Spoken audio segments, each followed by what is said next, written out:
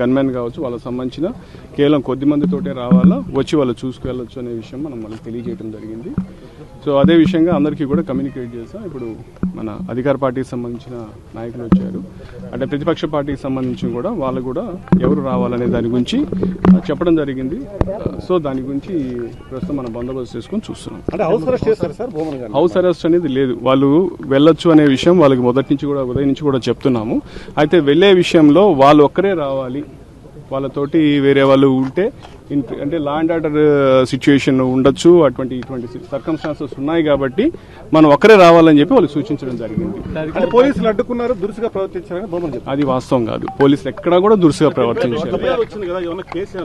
దాని గురించి legal opinion తీసుకున్నాం, దాని మీద అప్రోప్రియేట్ యాక్షన్ తీసుకున్నాం. ఎక్కడా కూడా పోలీసు పొరపాటును కూడా ఎవరితో కూడా దురుసుగా ప్రవర్తించలేదు. కేవలం మనం వాళ్ళకి ఉన్న లా అండ్ ఆర్డర్ సిచ్యువేషన్ గురించి వాళ్ళకి అప్రైజ్ చేస్తున్నాం, వాళ్ళకి సెన్సిటైజ్ చేస్తున్నాం, చేసి పోలీస్కి సహకరించి కేవలం వారితో పాటు ఎంపీ గురుమూర్తి గారు వాళ్ళు ఎవరైతే వాళ్ళిద్దరే రావాల్సిందిగా విజ్ఞప్తి చేస్తాం అంతే. అంటే పెద్ద ఎత్తున పోలీసులు లోపలికి వెళ్లారు, బయట రానివ్వకుండా అడ్డుకున్నారు, అసలు కనీసం కాలు కూడా పెట్టనివ్వలేదని చెప్పి అది వాస్తవం కాదు. అధికార పార్టీకి సంబంధించిన అనేక మంది నాయకులు, ఎమ్మెల్యేలతో పాటు కొంతమంది కార్యకర్తలు మిగతా వాళ్ళు కూడా పంపించారు, వాళ్ళు మాత్రం అనుమతించలేదనేది ప్రధానంగా మనం చూస్తే నిజానికి చాలా మందిని మనం స్క్రీన్ చేసాం. ఇక్కడ కూడా గోశాలలో కూడా వచ్చిన వాళ్ళందరినీ కూడా స్క్రీన్ చేసి కేవలం అధికార ప్రతినిధుల వరకే లోపల పంపించడం జరిగింది. మీరు కూడా చూశారు.